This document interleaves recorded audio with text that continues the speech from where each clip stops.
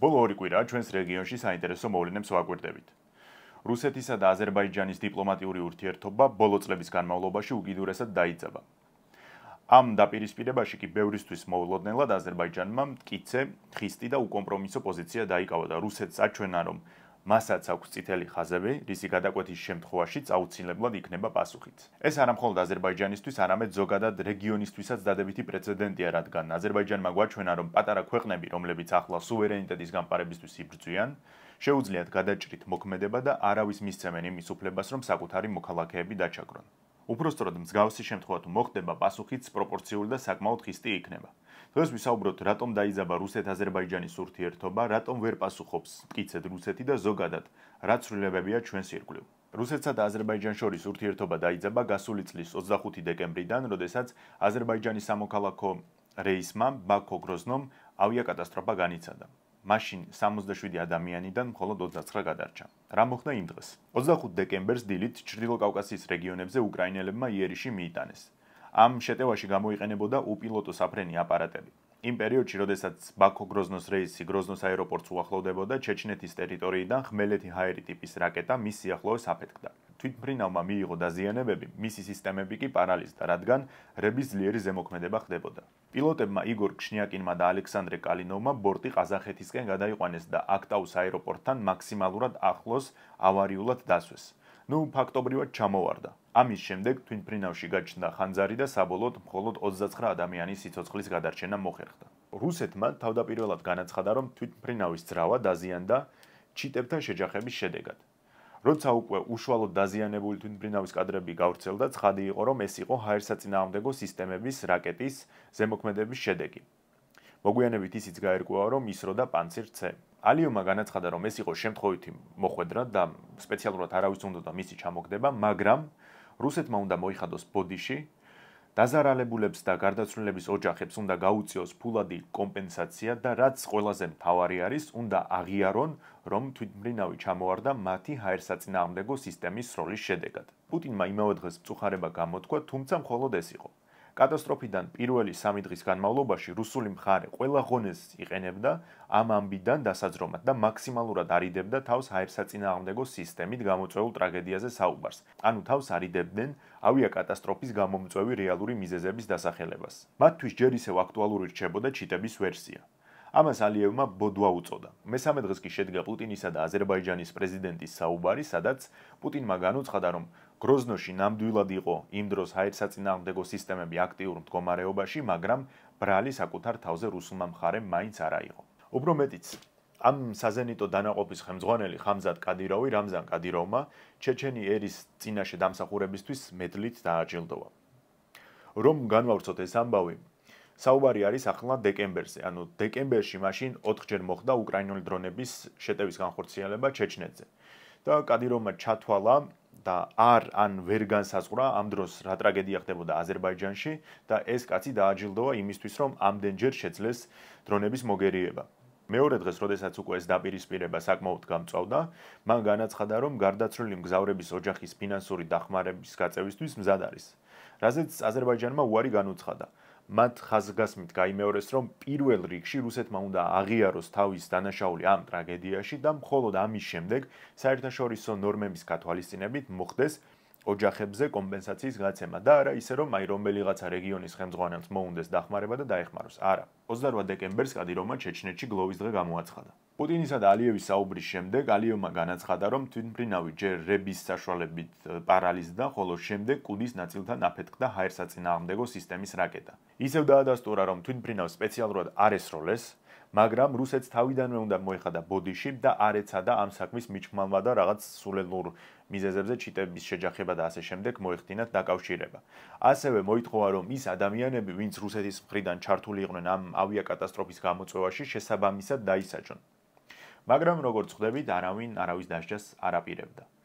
სამაგიეროდ მოსკოვში ჰეიდარ ალიევს გაუხსნეს ძეგლი და როგორც პუტინისა და ალიევის საუბრის შემდეგ ითქვა, დაზარალებულებს და გარდაცვლილების ოჯახის წევრებს ფულადი კომპენსაცია უნდა გადაეცათ. რადგან ამ ამბავს აღარ მოყვა გაგრძელება, უნდა ვივარაუდოთ, რომ ოჯახებმა ფულადი დახმარება მიიღეს. ეს იყო ამ კონფლიქტის პირველი საწყისი ეტაპი. შუამავალ პერიოდად ქრონოლოგიაში ის მიიჩნევა, რომ ალიევმა მოსკოვში გამართულ 9 მაისის აღლუმზე დასწრებაზე უარი განაცხადა. ამის მერე გავიდა დრო და 27 ივნისს რუსეთის ქალაქ ეკატერინბურგში 50 ეთნიკურად აზერბაიჯანელი დააკავეს, რომელთა უმრავლესობა რუსეთის მოქალაქეა. მათ ბრალი ედებოდათ სხვადასხვა, მათ შორის სისხლის სამართლის დანაშაულების ჩადენაში. საუბარი იყო 2000-იანების დასაწყისში ადამიანების მკვლელობაზე. რუსულ მედიაში იწერება, რომ 2000-იანებში ამ ეთნიკურად აზერბაიჯანელებმა სხვა აზერბაიჯანელები, მათ შორის იუნის ფაშაევი და იკრამ გაჯიევი მოკლეს.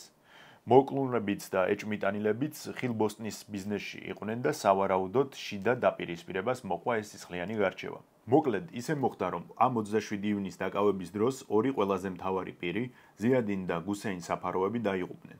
ოფიციალურად ითქვა, რომ მათ გულის პრობლემები ჰქონდათ, დაკავებისას ინერვიულეს, დამძიმდნენ და გარდაიცვალნენ. მაგრამ ასევე არის მეორე ვერსიაც, რომლის მიხედვით, როდესაც ისინი დააკავეს და შემდეგ უკვე გადაიყვანეს, სცემდნენ, აწამებდნენ, რასაც მოყვა ასეთი ფატალური დასასრული. თან სიტუაციას ის ართულებს, რომ ექსპერტიზას უტარებს სვერდლოვსკის ოლქის საგამოძიებო უწყება. შესაბამისად, ადგილობრივი აზერბაიჯანული დიასპორისთვის ეს არის უკვე ეს გულისხმობს სუბიექტურ და არასამართლიან შედეგს. სვერდლოვსკის საგამოძიებო კომიტეტმა განაცხადა, რომ მათ აღმოაჩინეს ეთნიკური კრიმინალური დაჯგუფება, რომელიც სხვადასხვა საქმეების ეჭმიტანილები იყვნენ და საბოლოოდ დაკავებულების უმეტესობა გაუშვეს. საპატიმროში კი 6 ადამიანი გადაიყვანეს. განყოფილებაში დაკავებულების სცემაზე მოგვიანებით თვითონ ეჭმიტანილებმა გააკეთეს კომენტარი აზერბაიჯანულ მედიასთან. ვუგარ საფაროვი ამბობდა, რომ მათ სცემდნენ, აწამებდნენ და დენს ურტყამდნენ. ბაქოს ამ ყველაფერზე უმწვავესი რეაქცია ჰქონდა. პირველ რიგში რაც გააკეთეს ეს იყო, რომ რუსეთთან ყველა სახის კულტურული ღონისძიებები გააჩერეს, შემდეგ განაცხადეს, რომ მათი მოქალაქეები ცხოველურად იყვნენ მოკლული რუსეთის ტერიტორიაზე და ამაზე საქმეც კი აღძრეს და 30 ივნისს პროპაგანდისტული სპუტნიკის თანამშრომლები დააკავეს და მათ ჯაშუშობაში დასდეს ბრალი. როგორც რუსული მედია წერს, იმავე დღეებში აზერბაიჯანში ანტირუსული რიტორიკა გაიზარდა, მაგალითად სახელმწიფო ტელევიზიის ასტევეს წამყვანმა განაცხადა, რომ რუსეთი შეეჩვია სხვა ქვეყნებზე უპირატესობას და დანარჩენ ერებს მეორეხარისხოვან თვლის. ჩვენთვის კარგად ნაცნობა ჟურნალისტმა აბგან მუხთარლიმ კი საერთოდ რუსეთის საელჩოს დაწვაზე ისაუბრა და თქვა, რომ ნორმალურ ქვეყანაში ამ საელჩოსგან ქვასაც არავინ დატოვებდა. კულმინაცია კი ის იყო, რომ 1 ივლისს აზერბაიჯანმა გამოაქვეყნა რუსეთის მოქალაქეების დაკავების კადრები, რომლებსაც ბრალი ინტერნეტ თაღლითობასა და ნარკოტიკებით ვაჭრობაში ედებოდათ. ამ დაკავებულების უმეტესობა ნაცემი იყო და მთლიანობაში საკმაოდ დამამცირებელი კადრები ვნახეთ. ახლა მოდით ვისაუბროთ იმაზე, რატომ ჰქონდა ასეთი მწვავე რეაქცია ბაქოს, თან პირდაპირ რომ თქვა ვიზე, ხო, კრიმინალთან დაკავშირებული არასუბთა წარსულის მქონე პირების ლიკვიდაციაზე. პასუხი არის მარტივი: შიდა და გარე პოზიციების განმტკიცებისთვის. მით უმეტეს, რომ ალიევისთვის და ალიევის მსგავსი მმართველებისთვის ეს არის ნომერ პირველი გამოწვევა საერთოდ არსებობისთვის. ბაქო არის ახლა ისტორიულად მომგებიან სიტუაციაში. სწორი პოლიტიკის შემთხვევაში სამხრეთ კავკასიის ყველა ქვეყანა იდენტურ ვითარებაში უნდა ყოფილიყო, თუმცა პრაქტიკაში მხოლოდ აზერბაიჯანს აღმოაჩნდა პოლიტიკურად სწორი თამაშის უნარი. გავყვეთ გარემოებებს. რუსეთი ჩართულია უკრაინასთან სრულმასშტაბიან ომში, იზოლირებულია და დასანქცირებულია. ჩვენ ვიცით, რომ ასეა თუ ისეა რუსეთმა ამ იზოლაციის ბარიერი დაძლია და მაინც მოერგო სიტუაციას. ლოჯისტიკურ ვაკუუმში მათთვის აზერბაიჯანი საკმაოდ მნიშვნელოვანი ქვეყანა აღმოჩნდა. რუსებს აქეთ თავის ფულით მოუწიათ აზერბაიჯანის ტერიტორიაზე სატრანსპორტო ინფრასტრუქტურის მოდერნიზება და რუსეთ-ირან-ინდოეთის პროექტისთვის სიცოცხლის მიცემა. ანუ გარემოება ნომერი პირველი არის ის, რომ მოსკოვისთვის ახლა ბაქო ნამდვილად მნიშვნელოვანი მოკავშირეა და ძალის დემონსტრირება არ უღირს ასეთი საჭირო მოკავშირის დაკარგვის ფასად დაუჯდეს. გარემოება ნომერი 2 არის ის, რომ რუსეთი სამხრეთ კავკასიაში ისტორიულად შესუსტდა. 2020 წელს მათი სამშვიდობო ძალები მთიან ყარაბაღში განთავსდნენ, თუმცა 2023 წლის სამხედრო ოპერაციის დროს, როდესაც აზერბაიჯანმა ყარაბაღი დაიბრუნა, ეს სამშვიდობო ძალები ბაზიდან არც გამოსულან. ვერც ყარაბაღში, ვერც აზერბაიჯანში და ვერც სომხეთში მათი დანიშნულება ვერავინ ვერ გაიგო. საბოლოოდ კი ეს ყოვლად არასაჭირო კონტინგენტი 2024 წელს საერთოდ წავიდა რეგიონიდან. აზერბაიჯანი, რომელიც დაინტერესებული არის რეგიონში თურქეთის ზომიერი გავლენით, იმიტომ რომ თურქეთი არის აზერბაიჯანის ფაქტიური მფარველი, ფიქრობს, რომ რუსეთმა რეგიონში ძალა, გავლენა, ანუ სამხრეთ კავკასიაზე საუბარი საბოლოოდ დაკარგა. აქვს თუ არა ასე ფიქრის საფუძველი, ამ გადმოსახედიდან აქვს. რუსეთს სამხრეთ კავკასიაში არანაირი სამხედრო ბერკეტი აღარ გააჩნია. ეს ბაზა განიხილებოდა როგორც სამომავლო მოქმედებების პლაცდარმი, მაგრამ როგორც ხედავთ, საერთოდ წავიდნენ. გარემოება ნომერი 3 არის ის, რომ აზერბაიჯანის ხელისუფლებისთვის საგარეო მტრის არსებობა და მასზე დომინირება ეგზისტენციალური მნიშვნელობისაა. ეს არის ზოგადად ყველა ავტორიტარული მმართველობის ხანგრძლივი სიცოცხლის რეცეპტი. რას წარმოადგენს აზერბაიჯანი, ხო? ეს არის ბუნებრივი რესურსებით მდიდარი ქვეყანა, თუმცა ამ რესურსების ძირითადი წყარო თავმოყრილია ვიწრო ელიტაში. საქართველოში და სომხეთში ბევრად მცირე ფინანსური ნაპრალია სოციალურ ფენებს შორის ვიდრე აზერბაიჯანში. ნებისმიერი საწინააღმდეგო და ანტიალიევური პოლიტიკური აზრი იდევნება, რასაც მოყვება რეპრესიებიც. წარმოიდგინეთ, აზერბაიჯანს სახმელეთო საზღვარი COVID პანდემიის შემდეგ არც გაუხსნია.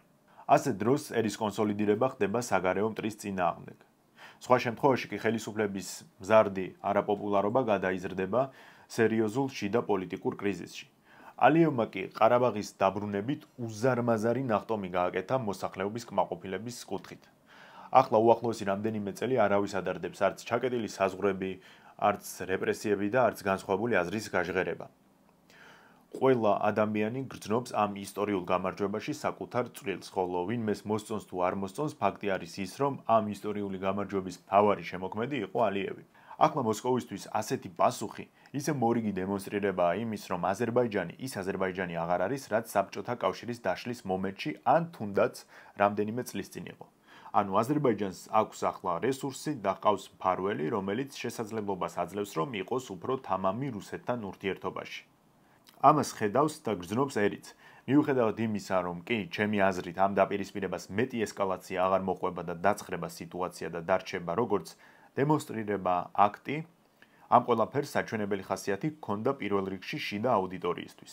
სინამდვილეში ბაქო ცაცნობიერებს სად გადის ზედაზღვარი ამ დაპირისპირების და რა უნდა გააკეთოს, რომ ამ ზღვარს არ გადასცეს. აი, უხეშად რომ თქვათ, აზერბაიჯანმა მაქსიმალურად გამოწურა იმ სიტუაციისგან, რისი გამოწურვაც საერთოდ შეიძლებოდა. ბაქომ დასავლეთსაც აჩვენა, რომ აზერბაიჯანი არ არის რუსეთის გავლენის სივრცე და დასავლეთისთვის არის სანდო პარტნიორი ენერგოსფეროში.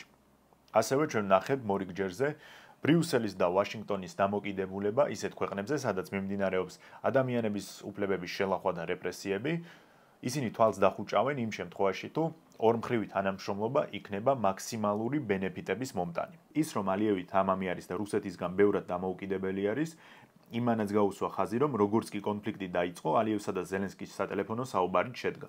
აზერბაიჯანმა საქმით დაამტკიცა, რომ რუსეთის სტრატეგიული პარტნიორი არ არის, თანხმობას აცხადებს საერთაშორისო პროექტებში რუსეთის დახმარებაზე, მაგრამ არ აპირებს რუსული ინტერესები საკუთარზე მაღლა დააყენოს. ეს დასავლეთშიც კარგად დაინახეს. აი, ეს დემონსტრაციული ჩვენება იყო ზუსტად ის, რაც ალიევს სჭირდებოდა, არც მეტი, არც ნაკლები. ამაზე მეტი, ანუ ეკონომიკური ურთიერთობის გაუარესება თუ დაიწყებოდა, ეს უკვე ბაქოსთვის იქნებოდა წამგებიანი, იმიტომ რომ აზერბაიჯანის ეკონომიკა მჭიდროდ არის დაკავშირებული რუსეთის ეკონომიკაზე. ფულადი გადარიცხვების დაახლოებით 46% მოდის რუსეთიდან, 9,5 მილიონი აზერბაიჯანელი მუშაობს რუსეთში, შესაბამისად, ეკონომიკურ დაპირისპირებაში აზერბაიჯანი უფრო დაზარალდებოდა ვიდრე რუსეთი. ალიევმა სულ უფრო ზედმიწევნით ისწავლა უფროსი ძმისგან პოლიტიკური თამაში. აგრესიული პასუხები, რის შემდეგაც ხშირად უფრო ეკონომიკური დაახლოებაც დგება, კონფლიქტები ურთიერთობის გაწყვეტის გარეშე და მანევრები სხვადასხვა ბლოკებს შორის, დასავლეთიდან აღმოსავლეთისკენ და პირიქით. ასეთი ხისტი პასუხები წლების წინ თითქოს წარმოუდგენელი იყო, ვინ გაუბედავდა რუსეთს, ხო? მაგრამ ახლა სამხრეთ კავკასიაში შექმნილი მდგომარეობის გამო, როდესაც რუსეთმა თითქმის ბოლომდე დაკარგა გავლენები, პატარა ქვეყნებს აძლევს იმის საშუალებას, რომ რუსეთს დიპლომატიურ ენაზე ესაუბრონ თანასწორ პირობებში და არა ისე როგორც ადრე, როცა რუსეთი ყველას ზემოდან უყურებდა. ეს რეალობა იმასაც ხაზს უსვამს, რამდენად რთული იქნება რუსეთისთვის სამხრეთ კავკასიაში დაბრუნება, რადგან აღარ დარჩა სტრატეგიულ დონეზე მოკავშირე. ისეთმა ქვეყნებმა აქციეს ზურგი, რომლებისგანაც ეს წლების წინ მოულოდნელი იყო. ახლა გადავიდეთ უფრო მასშტაბურ პროცესებზე, რომელიც ჩვენს რეგიონს ეხება. მიუხედავად იმისა, რომ აზერბაიჯანსა და სომხეთს შორის საომარი მოქმედებები დასრულდა, ეს არ ნიშნავს იმას, რომ ყველა საკითხი გარკვეულია. ახლა გასაკეთებელი არის დემარკაცია და რაც უფრო მნიშვნელოვანია, აზერბაიჯანმა გზა უნდა გაიყვანოს მის ექსკლავ ნახიჩევანში. აი ნახეთ, ასე არის გაყოფილი სომხეთისა და აზერბაიჯანის ქვეყნები. აზერბაიჯანის ნაწილი არის სომხეთის საზღვრის მიღმა. აზერბაიჯანი ითხოვს, რომ უნდა მოხდეს ცენტრალური გზის გაყვანა და მისი უზრუნველყოფა უწყვეტ რეჟიმში. ანუ ეს უწყვეტი შეუფერხებელი მუშაობა სომხეთმა უნდა უზრუნველყოს. ამ პროექტს ყურირებდა რუსეთი. უფრო სწორედ შუამავლობდა და ასეთ რაღაცას თავაზობდა მხარეებს, რომ მოდით ამ პუნქტს გააკონტროლებს FSB-ს სასაზღვრო სამსახური.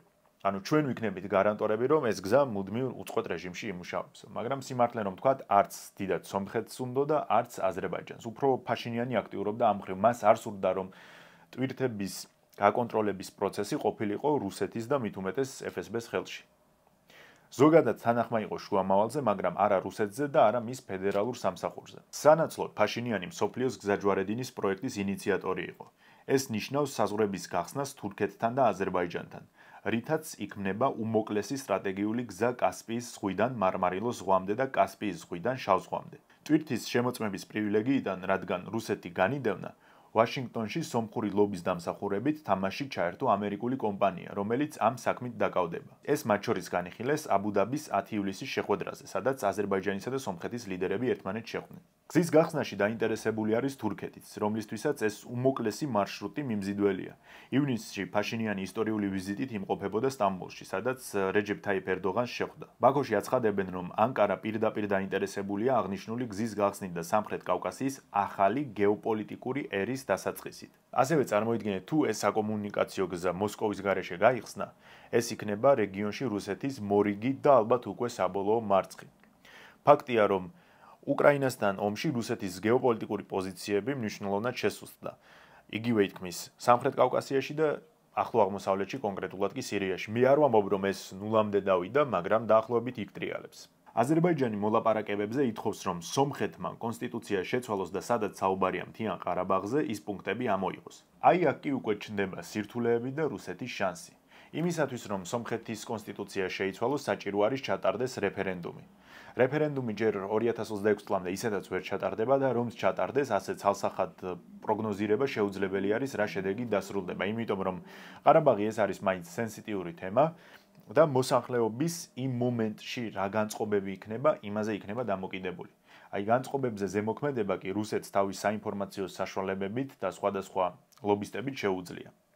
ამიტომ ფაშინიანი მხარეებს თავაზობს ისეთ ვარიანტს, რომ მოიფიქრონ ისეთი შეთანხმება, რომელიც მხოლოდ ამ შეთანხმების და გადაწყვეტილების ფარგლებში იქნება სომხეთის კონსტიტუციაზე ზემდგომი.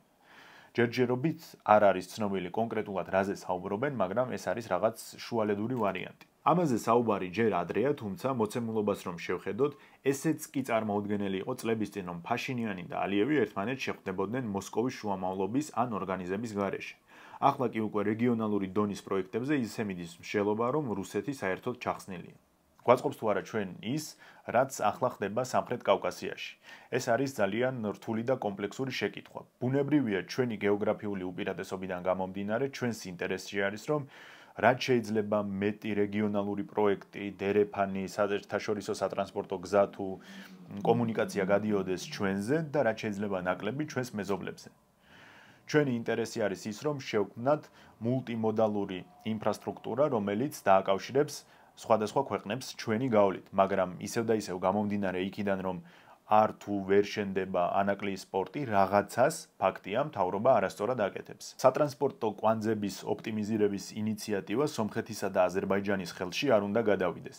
ისინი არ არიან ჩვენი მტრები, მაგრამ რა თქმა უნდა გლობალური დონის პროექტებს არავინ არ დაგითმობს. პირიქით, ყველაფერს იზამენ, რომ თვითონ იყვნენ მონაწილეები. არაფერი პირადული, ესაა პოლიტიკა. კარგად იცით, რომ როდესაც შიდა თემებზე ვსაუბრობ, ბევრი პრობლემის სათავედ მიმაჩნია ოპოზიცია, მაგრამ ახლა, ამ შემთხვევაში, როდესაც ჩვენ ჩახსნილი ვართ საერთაშორისო რეგიონის დონის პროექტებიდან, ჩვენ არავინ არაფერს არ გვეკითხება, რაღაცნაირად თამაშგარეში აღმოჩნდით, ფაქტია ეს ცალსახად მთავრობის პასუხისმგებლობაა. გასაგებია, რომ საქართველოს მთავრობას დაბალი პოლიტიკური კლასი აქვს და პოლიტიკური ცენტრი დაურთმო აზერბაიჯანს. ჩვენ აზერბაიჯანს ვერ მიყვებით ვერც ამბიციებში, ვერც ფინანსებში, ვერც შეიარაღებაში, ვერც საგარეო დონის ოპერირებაში და ასე შემდეგ. არადა ისტორიულად ეს მემკვიდრეობა გვერგოთ ჩვენ. შეიძლება საქართველოს არასდროს იყოს ზე სახელმწიფო, მაგრამ რეგიონალურ დონეზე, აი კავკასიის დონეზე პოლიტიკური ცენტრი ყოველთვის იყო საქართველოს. ახლა ასე აღარ არის. კულტურული შეიძლება ჯერ ისევ არის, მაგრამ პოლიტიკური აშკარად გადაინაცვლა, პოლიტიკურმა ცენტრმა აშკარად გადაინაცვლა აზერბაიჯანში. რომელი უფრო მნიშვნელოვანია აქედან იყო კულტურული ცენტრი თუ იყო პოლიტიკური ცენტრი, თქვენ თვითონ განსაზღვრეთ. იდეალურ შემთხვევაში ორივე რომ ერთ ადგილას იყოს, ეს არის ყველაზე კარგი გამოსავალი და ისტორიულად ასე იყო, მაგრამ ახლა სამწუხაროდ ჩვენ ჩვენი პოზიციებით დავთმეთ. თუ კი ამ სამი რესპუბლიკიდან რომელიმეზე ითქმის, რომ დამოუკიდებელი არის და სუვერენული არის და რაც მთავარია შეუძლია საკუთარი ინტერესების დაცვა, ეს აზერბაიჯანია. აი მაგალითად ნახეთ, ირაკლი ყობახიძე ამბობს: დღეს საქართველო არის დამოუკიდებელი და სუვერენული როგორც არასდროს. ესეც არის ერთ-ერთი მთავარი მიღწევა, რაც ჩვენ ქვეყანას აქვს 2012 წლის შემდეგ. როგორ შეიძლება აზერბაიჯანს რუსეთში დაკავებული მოქალაქეების გამო ჰქონდეს ასეთი ხისტი პასუხი და ისიც სუვერენული იყოს და ჩვენც, როცა დაკავებული მოქალაქეები კი არა, ჩვენს ოკუპირებულ ტერიტორიაზე ქართველებს ხოცავენ, ეგ ყველაზე უარეს შემთხვევაში, ხოლო უფრო მსუბუქ შემთხვევაში იტაცებენ. და მერე მიდის აი ხვეწნა და მუდარი, რომ აი იქნებ გამოუშვათ და აღარ გადავა და აი ამ ერთხელაც თვალი დავხუჭოთ და ისე შემდეგ. ანუ პირობითად ვიღაც ოს შეუძლია მოკლას ქართველი და 100% დარწმუნებული იყოს, რომ მისი პასუხისმგებლობა არასდროს არ დადგება. ანუ დღეს რეალობა ასეთი არის, სამწუხაროდ რეალობა ასეთი არის, რომ საქართველოს თავის მოქალაქის დაცვის არანაირი ბერკეტი არ გააჩნია ასეთ სიტუაციებში. კი ვითვალისწინებ იმასაც, რომ არის ისეთი შემთხვევები და ალბათ ბევრიც არის, როდესაც სპეცსამსახურებმა რაღაც გაიგეს და დაიხსნეს მოქალაქე განზრახ მკვლელობისგან, რომელიც იგეგმებოდა თუნდაც რუსეთში და ასე შემდეგ, მაგრამ ჩვენ ასეთი მასიური ბერკეტი არ გაგვაჩნია, რომ ჩვენი მოქალაქეები თუნდაც ოკუპირებული ტერიტორიების გარშემო დავიცვათ და ისევ სამწუხარო ის არის, რომ ვიმეორე პირობითად ვიღაც ოსი მოვა, მოგკლავს, წავა, ისე რომ მისი პასუხისმგებლობა არასდროს ცხოვრებაში არ დადგება. მესმის რომ ბევრი ფაქტორი არის, რის გამოც ჩვენ ვერ ვართ აზერბაიჯანივით ძლიერი. ჩემი აზრით, მთავარი პრობლემა არის ის, რომ დაბალი პოლიტიკური კლასია საქართველოში, ანუ ელიტა, რასაც შეიძლება რომ უწოდო, იმას აქვს დაბალი პოლიტიკური კლასი. თორემ ბუნებრივი რესურსებით მდიდარი არის თურქმენეთიც, მაგრამ ის ვერ არის აზერბაიჯანივით რეგიონალური ლიდერი, ხო ასეა. ჩვენაირ ქვეყნებს, რომლებიც არ არიან ძლიერები, თუმცა აქვთ კარგი გეოგრაფიული მდებარეობა, იმისთვის, რომ საერთაშორისო დონეზე გარანტირებული გქონდეს დიდ პროექტებში მონაწილეობის მიღება, გვჭირდება საგარეო ლობი. ჩვენზე ძლიერი ქვეყნის ან ორგანიზაციის მხარდაჭერა. 12 წლის განმავლობაში ქართულმა ოცნებამ ვერ მოახერხა ვერც ერთ საერთაშორისო ორგანიზაციასთან, ძლიერ ქვეყანასთან ან რომელიმე ბლოკთან თავის საჭიროების შექმნა და წარმოჩენა, რომ ჩვენც ვიღაც გვიწევდეს ლობირებას. კარგი, აი მოდი მივყვეთ, რუსეთს თავი დავანებოთ, დაუშვათ ამ შემთხვევაში ყველაფერი ისედაც გასაგებია, მაგრამ ურთიერთობა ვერ წავიდა წინ, ვერც ამერიკასთან, ვერც ევროკავშირთან, მეტიც ვერც ჩინეთთან წავიდა ისეთ დონეზე, როგორც თავიდან წარმოგვედგინა. სხვათა შორის არაბულ სამყაროსთანაც არ გამოვიდა რაღაც დაგეგმილივით, იმიტომ რომ ხომ იყო საუბარი იმ რაღაც მრავალმილიარდიან ემარის ინვესტიციაზე. გავიდა 9 წელიწადით და შედეგი სად არის? თბილისში ან ბათუმში ელემენტარული სამშენებლო სამზადისის ეტაპი თუ დაიწყო. მე მგონი რომ არაფერი არ დაწყებულა. მე ასე მგონია რომ ჩვენ ახლა გვაქვს არჩეული საგარეო მიმართულება, უბრალოდ ინერციით სიარული. არაერთხელ მithქვამს, რომ ევროკავშირს ჩვენს მიმართ აქვს მიღებული კონკრეტული უსამართლო გადაწყვეტილებები და ამის შესახებ რამდენიმე ვიდეოც მაქვს გაკეთებული.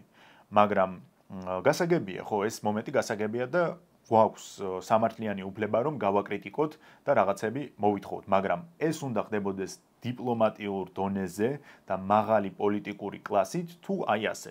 ის ხوار ჩაენაცვლოთ გერმანისაც ფიშერი. ჩვენ რადიკალი გახდა. ტიპი არის რადიკალი. და მე არ ვიცი ასეთ მოცემულობაში მე კიდევ ერთხელ ვამბობ.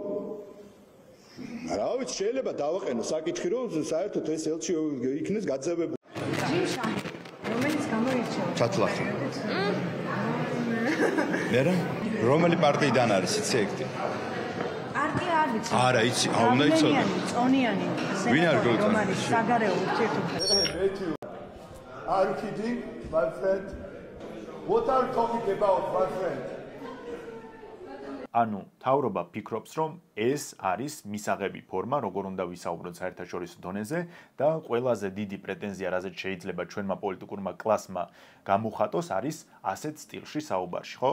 აქ რა არის კიდე? დავუშვათ, გავიკაფეთ ევროკავშირის კრიტიკაში და მაქსიმალურად დისტანცირდით, როგორც უნდოდათ, რა დონეზეც უნდოდათ, ზუსტად იმ დონეზე დისტანცირდით, ხო? დავუშვათ, ასე არის. რუსეთთან არაფერი გამოდის, ევროკავშირთან დისტანცირდით. ამერიკასთანაც არაფერი არ გამოვიდა, მიუხედავად იმისა, რომ თავის ამომრჩეველს არწმუნებდნენ, რომ აი ტრამპი მოვა, მერე ამბობდნენ, რომ 20 იანვრის მერე შეიძლება ყველაფერი, მაგრამ ფაქტი არის, რომ ისევ იქ და ორჩით, სადაც ვიყავით. შესაბამისად, ჩნდება კითხვა, იმისგან დისტანცირდით, იმასთან არაფერი გამოდის, იმას არ ველაპარაკებით, ჩინეთთან ურთიერთობა ისეთი არ გამოვიდა, როგორცაც გვპირდებოდნენ, მაშინ ამ საგარეო პოლიტიკურ ვითარებაში სად ვართ და რა მიმართულებით მივდივართ. ეს ინერციით სიარული და რეგიონშიც კი პოზიციების შერყევა არ ვიცი სადამდე მიგვიყვანს. მე ვისურვებდი, რომ მთავრობა უფრო მკაფიო იყოს ელემენტარული საგარეო მიმართულების დონეზე მაინც და ის მაინც თქვას სად ვართ ამ პროცესებში, ოღონდ ყოველგვარი აბსტრაქტული და ცინიკური მესიჯების გარეშე. ასე უბრალოდ მშვიდობის მესიჯებით სად მივალთ და სადამდე ვივლით, ფაქტია ყოველდღე უფრო ბუნდოვანი ხდება. ანუ იმას კი არ ვამბობ, რომ ცუდია მშვიდობა და რაღაც არა, რა სისულელია, პირიქით იმას ვამბობ, რომ საჭიროა მეტი სიცხადე, უფრო გადაჭრით მოქმედება, მეტი ამბიციის გამოვლინება და რაც მთავარია პოლიტიკური კლასის გაუმჯობესება. ჩვენ უნდა გავზარდოთ ჩვენი საჭიროება და ამას მიმდინარე პოლიტიკური შესაძლებლობებით ჩვენ ვერ გავაკეთებთ. ის რომ ამ საერთაშორისო რეგიონალურ პროექტებს ჩვენი მეზობლები ისე აკეთებენ, რომ ჩვენ საერთოდ არ ფიგურირებთ, ეს ნიშნავს, რომ არის პოლიტიკური და დიპლომატიურ დონეზე დაშვებული მთელი რიგი შეცდომების ბრალი. საგარეო დონეზე ვართ ძალიან ჩავარდნილები. ეს კიდე რბილად ნათქვამია. ტერიტორიებს ვკარგავთ ისე, რომ მოსახლეობა ამის შესახებ ვიგებთ წლების შემდეგ. და თანა ყველაზე საზიზღარი რა არის, რომ ყველაფრის ნორმალიზების და შეგუების პროპაგანდა ისეთი მძლავრია ჩვენ ქვეყანაში, რომ მოსახლეობაში ამ ამბავმა რეზონანსი კი არა, საერთოდ დიდად არაფერი დამოკიდებულება არ გამოიწვია. ნუ ტყეა დავკარგეთ ხო მე რა. აი ასეთი ინდიფერენტული მიდგომა იყო. ცდილობენ ჩაგხსნან საერთაშორისო პროექტებიდან, ისე რომ არავინ არაფერს არ გვეკითხება, ყველაფრიდან თამაშგარე ვართ, მაგრამ ისეთი განწყობა არის ამომრჩეველში, ანუ მე ამ შემთხვევაში ვამბობ ქართული ოცნების ამომრჩეველში, რომ აბსოლუტურად ყველას ბრალი არის ირგვლივ, რაც ეს ხდება, ოღონდ მთავრობის არა. ხო ფაქტია, რომ ამ დამოკიდებულებას არ მივყავართ სწორი მიმართულებისკენ. ქართული ოცნების ამომრჩეველს იმიტომ უსვამ ამ შემთხვევაში ხაზს, რომ ყველაზე მეტი პრივილეგია ახლა მათ აქვთ, რომ პასუხი მოსთხოვონ მთავრობას, რომ ეს ასე რატომ მოხდა, ეს რანაირად დავკარგეთ ისე, რომ არც კი ვიცოდით, ასეთი საერთაშორისო პროექტებიდან ჩვენ რატომ ჩაგხსნეს, ჩვენ რატომ არ მონაწილეობთ, ჩვენ სად ვართ, რა მიმართულებით მივდივართ, რატომ ხდება ისე, რომ ინიციატივა გადადის სხვების ხელში და ასე შემდეგ. მათ აქვთ იმის პრივილეგია, რომ მოითხოვონ ხელისუფლებისგან, მაგრამ როგორც ზემოთ თქვი, უმეტესობა, მე ხომ ყველაზე არ ვსაუბრობ, უმეტესობა პრობლემას დაინახავს აბსოლუტურად ყველა გარემოებაში, შეთქმულების თეორიებში, რაღაც ზედალებში და ასე შემდეგ, მაგრამ მთავრობას ხელს დააფარებს. მე მართლა ვისურვებდი როგორც ერთი რიგითი ადამიანი, რომელიც დაინტერესებული ვარ პოლიტიკური პროცესებით, ხელისუფლებისგან უფრო მეტ სიცხადეს და ღიაობას. აი, კითხვები გროვდება, პასუხები კი სულ უფრო ცოტავდება. ვკითხავდი მაგალითად, სად არის ის MRI-ის ინვესტიცია, რატომ ვერ დავლაგდით ამერიკასთან 20 იანვრის მერე, მარტის მერე, აპრილის მერე, მაისის მერე, რა არის აი ეს კონკრეტული ზღვარი, რის გამოც ვერ ხდება ურთიერთობის დალაგება. ოღონდ ეს უნდა ხდებოდეს ყოველგვარი ცინიზმის და შეთქმულების თეორიების მოსმენის გარეშე, ეს უკვე ყელში გვაქვს. ეს ისეთი ამბებია, რომლებიც ჩემი აზრით უნდა იყოს ზეპარტიული, ანუ უნდა იმართებოდეს ამაზე დისკუსია, მსჯელობა, საუბარი, დიალოგი და რაღაც ვარიანტები ყოველთვის გამოჩნდება, რა უნდა გავაკეთოთ, რას არ ვაკეთებ სწორად და ასე შემდეგ. მაგრამ ნაცვლად ამისა, გამუტულების პოზიციაში ვართ მთელი ერი. ანუ ორ ადამიანსაც, რომელსაც სხვადასხვა შეხედულებები აქვს, რთულად შეუძლია ელემენტარულ თემაზე გამონახოს საერთო ენა. მით უმეტეს რომ ასეც ერთი წავა უეჭველად შეთქმულების თეორიებში და ისე ყველაფერს დააბრალებს მთავრობის გარდა, მეორე პირიქით მხოლოდ მთავრობაში დაინახავს პრობლემას. რომელი არის მართალი, ეს გაირკვევა მხოლოდ საუბრით, მაგრამ ეს საუბარი არასდროს არ ხდება. ისევ და ისევ კითხვები სულ უფრო ბევრია, პასუხები კი სულ უფრო ცოტა. სამწუხაროდ ეს არის ჩვენი რეალობა. კომენტარებში დაწერეთ თქვენ რას ხედავთ გამოსავალს, რატომ მოხდა ისე რომ ამ პროცესებს მიღმა ჩვენ დავრჩით და რა არის ჩვენი საგარეო ვექტორი. დროებით.